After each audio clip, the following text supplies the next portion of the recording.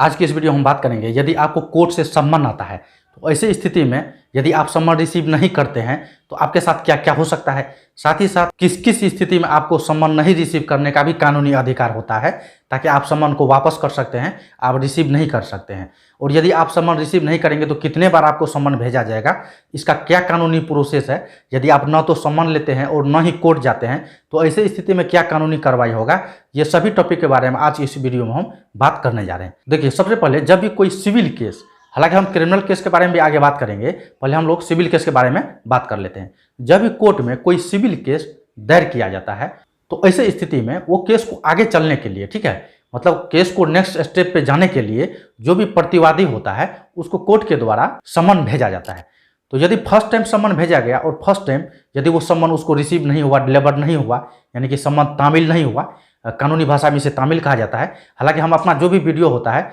उसमें हम कानूनी भाषा को मतलब उपयोग करने से बचते हैं क्योंकि आम आदमी की समझ से ये बाहर होता है, ठीक है। तो इसको हम डिलीवर कहेंगे, मतलब तामील को डिलीवर कहेंगे यदि सामने वाले को डिलीवर नहीं हुआ है तो, ठीक है। यदि साधारण भाषा का प्रयोग करेंगे तो ज़्यादा से ज़्यादा व्यक्ति को ये वीडियो आसानी से समझ में आ जाएगा। तो यदि फर्स्ट टाइम कोई रिसीव नहीं करता है तो सेकेंड टाइम उसको भेज दिया जाता है समन,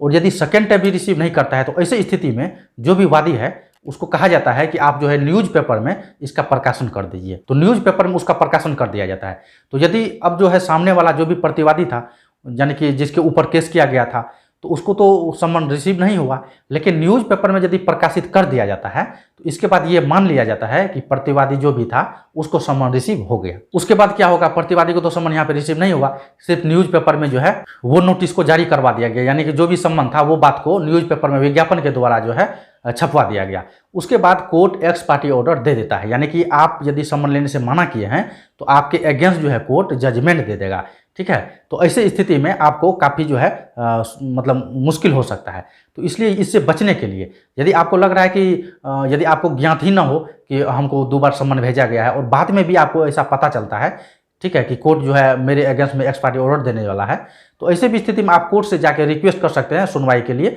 और आप अपना वैलिड रीजन बता सकते हैं कि हमको सम्मन अभी तक रिसीव ही नहीं हुआ है, मेरा जो भी मतलब पोस्टल एड्रेस है उस पर कोई सम्मन डिलीवर नहीं हुआ है। कभी कभी ऐसा भी होता है कि सम्मन जो है रास्ते से ही गुम हो जाता है, इसका कुछ अलग मतलब गैरकानूनी तरीका है, वो हम यहाँ नहीं बताना चाहेंगे। यानी कि जानबूझ के जो है प्रतिवादी को सम्मन रिसीव नहीं करवाया जाता है और कोर्ट में ये लिख के दे दिया जाता है कि सम्मन रिसीव हो गया है, ताकि वो जो सामने वाला है, जो व्यक्ति केस किया है, वो चाहता है कि जो भी प्रतिवादी है वो ज़्यादा मुसीबत में आ जाए, ठीक है। तो ऐसी स्थिति में यदि आपको लग रहा है, हालांकि जो व्यक्ति को सम्मन रिसीव होता है मतलब इश्यू होता है कोर्ट से, उसको खुद पता चल ही जाता है कि कोई डिस्ट्रीब्यूट है, यानी कोई भी सिविल डिस्ट्रीब्यूट है या फिर कोई फैमिली डिस्ट्रीब्यूट हो या जो भी समस्या होता है उसको खुद पता चल ही जाता है। अब चलिए हम लोग बात कर लेते हैं कि किस किस स्थिति में सम्मन रिसीव आप नहीं कर सकते हैं। जब भी आपको सम्मन मिलता है तो उसके साथ जो भी आरोप पत्र आपके अगेंस्ट कोर्ट में दायर किया गया है वो भी रहना जरूरी है। यदि वो नहीं रहता है तो ये आप एक वैलिड रीजन आपके पास हो जाता है कि आप जो सम्मन लेके आए तो आरोप पत्र कहाँ है, आरोप पत्र नहीं लाए तो इसलिए हम इसे रिसीव नहीं करेंगे।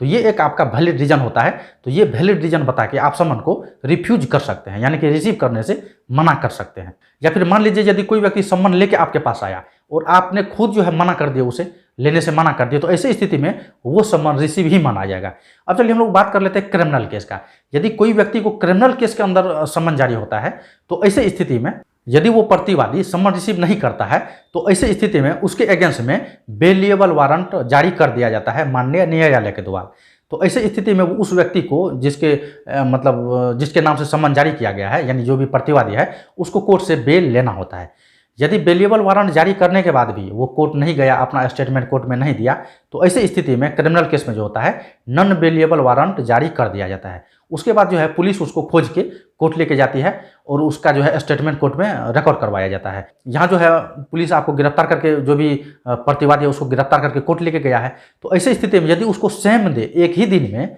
यदि बेल नहीं मिलता है तो ऐसी स्थिति में उसे जेल का रास्ता दिखा दिया जाता है, यानी जेल भेज दिया जाता है। तो ऐसी स्थिति में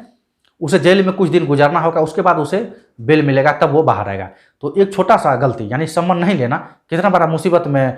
खड़ा कर सकता है, आप समझ सकते हैं। इसलिए जब भी कोर्ट से आपको कोई भी सम्मन आता है तो यहाँ पर कोर्ट का जो भी सम्मन हो आप वो सम्मन रिसीव करना चाहिए और अपना पक्ष रखना चाहिए। यदि सिविल केस में आप अपना पक्ष नहीं रखेंगे तो ऐसी स्थिति में एक्स पार्टी ऑर्डर हो जाएगा, और यदि आप कोर्ट जाके अपना पक्ष रखते हैं तो ऐसी स्थिति में आपका भी पक्ष जो है स्ट्रांग होगा, आपके लिए भी फायदेमंद साबित होगा, जो भी जजमेंट है वो बिल्कुल जेन्युइन होगा। ठीक है। और यदि आप अपना पक्ष ही नहीं रखेंगे तो ऐसी स्थिति में जो सामने वाला जो भी कोर्ट को कहा है, जो भी एविडेंस दिया है, उसी एविडेंस पे जो है कोर्ट मान लिया जाए, मतलब कोर्ट जो है उसको सही मान के जजमेंट पास कर देता है। तो ये चीज़ को आपको ध्यान में रखना होगा। तो आपको जब भी कोई भी सम्मन आए कोर्ट से या फिर कोई नोटिस आए तो उसे रिसीव करने से बिल्कुल भी मना नहीं करना चाहिए, उसे रिसीव करना चाहिए और आगे का जो भी कानूनी प्रोसेस है उसको फॉलो करना चाहिए।